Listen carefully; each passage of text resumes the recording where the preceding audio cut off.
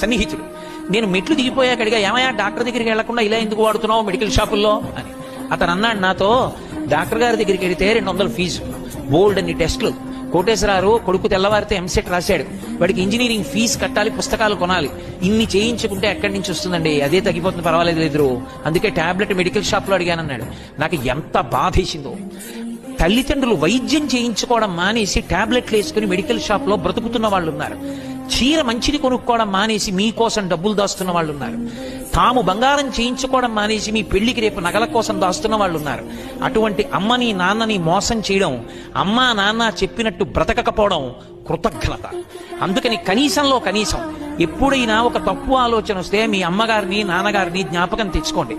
వాళ్ళు మిమ్మల్ని చూసి సంతోషించేలా మనం సంస్కారంతో బ్రతకాలి అని జ్ఞాపకం ఉంచుకోండి. ఈ దేశానికి గౌరవం తేగలిగిన వాళ్ళు మీరే.